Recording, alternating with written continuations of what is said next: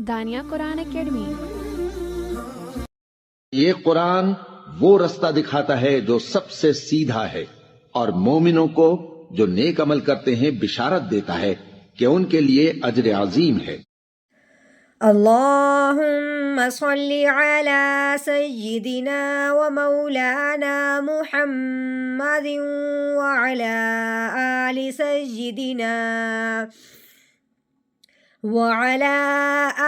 سیدنا و مولانا محمد وبارک وسلم۔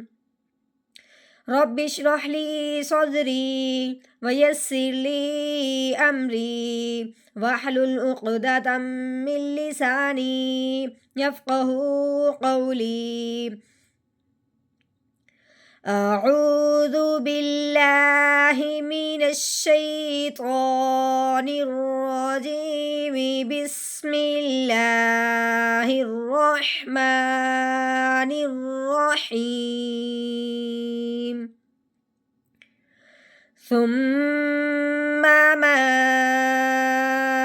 ادراک ما یوم الدین، ثم ما ادراک ما یوم الدین۔ ثم میم پہ غنہ کرنا ہے کیونکہ میم مشدد ہے، میم کے اوپر 3 دندوں والی شاد آنے کی وجہ سے میم مشدد ہو گیا۔ نون اور میم جب بھی مشدد ہو تو نون اور میم پہ ہمیشہ غنہ کرتے ہیں۔ کیسے پڑھنا ہے؟ سامیم پیش ثم، میم کے اوپر زبر والی حرکت ہے، میم زبر ما، ثم، ہاں جی میم کے اوپر زبر ہے، ساتھ ہی الف ہے، الف کے اوپر مد بھی لگی ہوئی ہے۔ اس مد کو اب ہم نے کتنا لمبا کرنا ہے؟ 3 الف کے برابر۔ لیکن جب آگے دیکھا ہے الف کے آگے الف ہے، الف کے اوپر زبر آنے کی وجہ سے الف حمزہ بن گیا، کیونکہ الف کے اوپر زبر زیر پیش آ جائے اس الف کو الف نہیں پڑھتے، اس الف کو حمزہ پڑھتے ہیں، ٹھیک ہے۔ اب ہم نے کیا دیکھا ہے؟ اس مد کے بعد کیا ہے؟ حمزہ آ گیا ہے، اس لیے ہم نے مد کو کتنا لمبا کرنا ہے؟ 4 الف کے برابر، ٹھیک ہے۔ کیونکہ مد کے بعد جب حمزہ آ جائے، اس حمزہ کے آنے کی وجہ سے مد کو 4 الف کے برابر لمبا کیا گیا ہے۔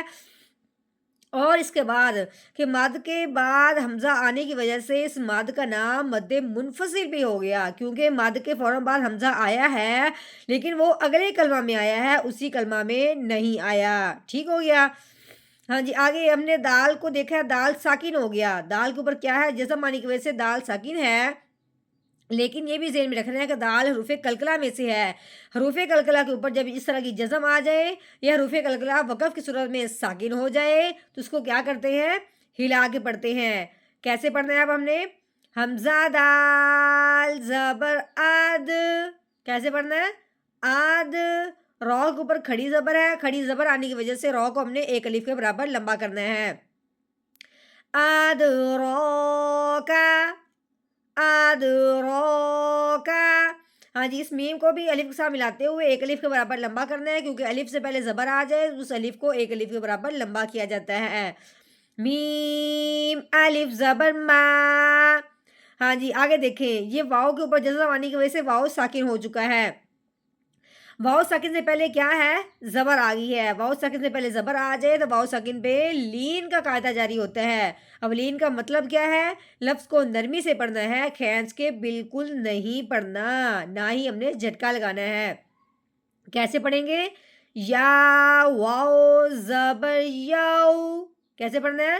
یو، ہاں جی آگے میم کے اوپر پیش آنے کی وجہ سے اب ہم نے پہلے آگے دیکھنا ہے، میم کے اوپر پیش ہے لیکن آگے کیا ہے؟ دال کے اوپر 3 دندوں والی شاد لگی ہوئی ہے، یہ پہلے والا الف اور اس کے بعد جو لام ہے یہ دونوں نہیں پڑھنے، میم کو ہم نے دال کے ساتھ ملانا ہے کیونکہ دال مشدد ہے۔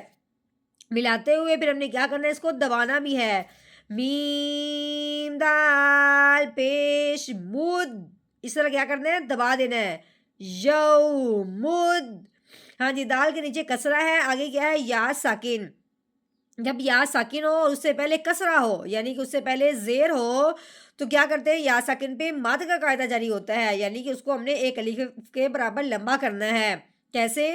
دال یا زیر دی یوم الدین. اگے نون متحرک ہے، نون کے نیچے کسرہ آ گیا، زیر والی حرکت آ گئی ہے، تو اب ہم نے کیا کرنا ہے، وقف کی صورت میں اس نون کو ساکن کرنا ہے، یعنی کہ اس کا جو کسرہ ہے، اس کی جو زیر ہے، اس کو ہم نے کیا کرنا ہے، گرا دینا ہے. تو کیسے پڑھنا ہے؟ آگے وقف یوم الدین ثم